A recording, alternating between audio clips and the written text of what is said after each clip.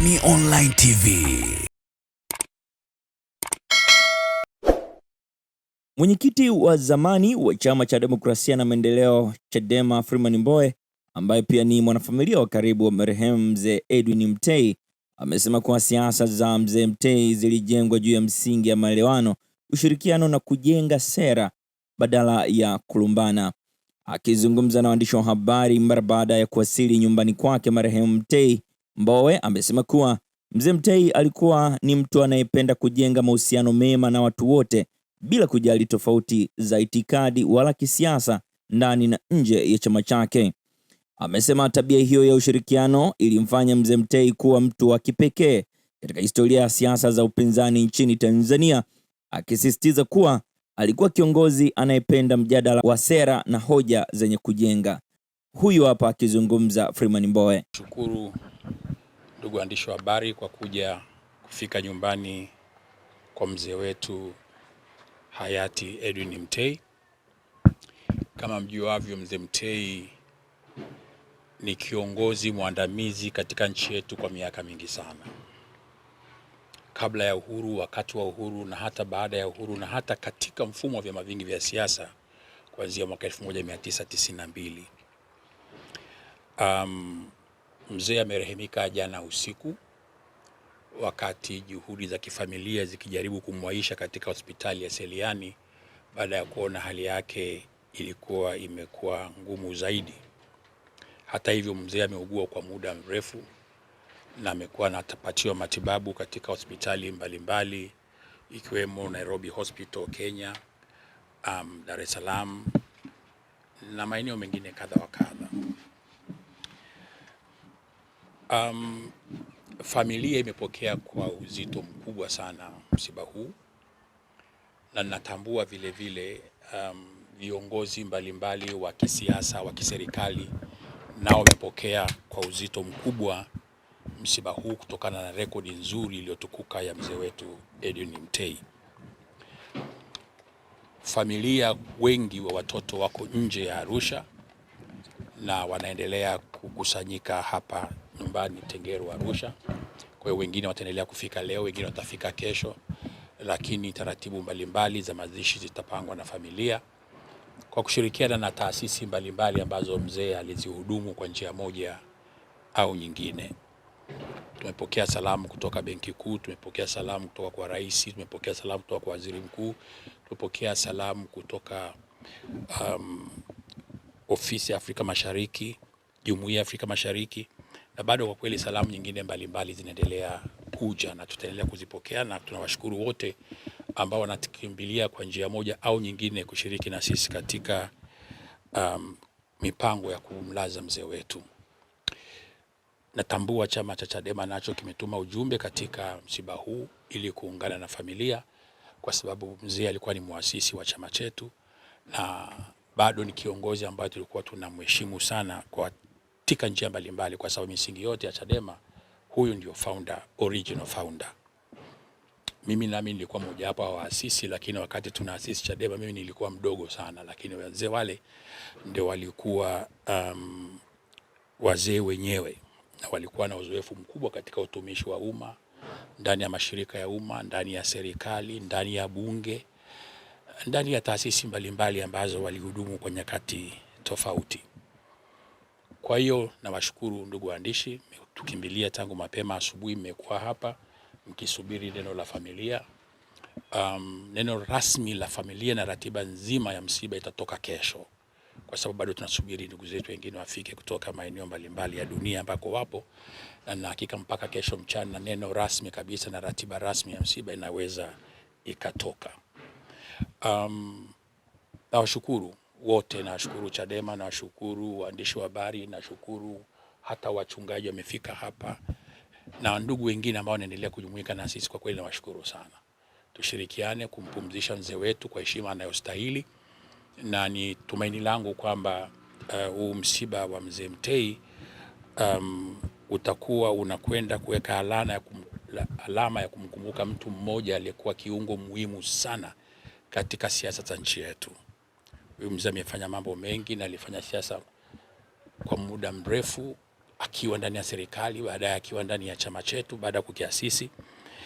Kwa hiyo ni mtu ambaye alijenga mahusiano mema na watu wakati wote. Mzee Mtei hakuwa mtu wa shari wakati wowote. Alikofanya kazi alikuwa ni mtu yuko organized, na alikuwa hachagui rafiki. Alikuwa na marafiki ndani ya chama chake na nje ya chama chake, katika taasisi mbalimbali. Alikuwa ni mfanyabiashara vile vile na ni mkulima mkubwa vile vile.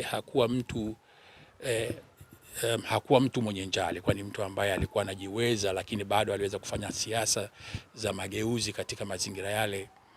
Ni mtu wa kipekee sana. Si watu wengi waliokuwa na nafasi kama yake na nyadhifa kama zake ambao waliweza kujitolea kufanya siasa za upinzani Tanzania. Lakini siasa za upinzani za kina Mzee Mtei hazikuwa za kulumbana sana, zilikuwa zaidi za kunyosha sera. Misingi mikuu ambayo mzee huyu ametuachia ni sera. Mtakumbuka Chadema kilikuwa ni chama chenye sera bora ambazo hata Mwalimu baba wa taifa letu alikiri kwamba chama hiki katika vyama vyote aliona Chadema kilikuwa ni mojawapo ya chama kilikuwa kina sera bora sana. Hii ndi kazi kubwa na misingi mikubwa ambayo walifanya waasisi wakiwemo kina mzee wetu hayati Mtei na hata Bob Makani. Basi ndugu waandishi, nafikiri kwa sasa itoshe, niishie hapo. Asanteni, karibuni tuendelee kuomboleza kwa pamoja. Asanteni. Familia itaamua kifanyike nini. Huu msiba ni wa familia, na nikisema ni msiba wa familia, familia yetu ni pana. Familia yetu ni pana, ina wanasiasa, ina viongozi wa kiserikali, ina viongozi wa kidini, ina viongozi mchanganyiko. Kwa hiyo familia ndio itakayoamua, lakini msiba huu hatutaacha kushirikisha makundi yote ambayo baba alifanya nayo kazi kwa muda mrefu. Swali la pili, mimi binafsi na Mzee Mtei. Mimi vile vile Mzee Mtei ni baba mkwe wangu, lakini tulipoanza Chadema nilikuwa sijamuoa binti wa Mtei, lakini nawezekana katika pitapita ya Chadema nikachungulia chema na mimi nikajiopolea hapo. Kwa hiyo ndivyo ambavyo niliingia katika undugu na familia ya mzee wetu Mtei. Lakini tulifanya kazi wote, mimi nikiwa mwenyekiti wa kwanza wa vijana wa chama hiki na mjumbe wa kamati kuu tangu tunakiasisi chama.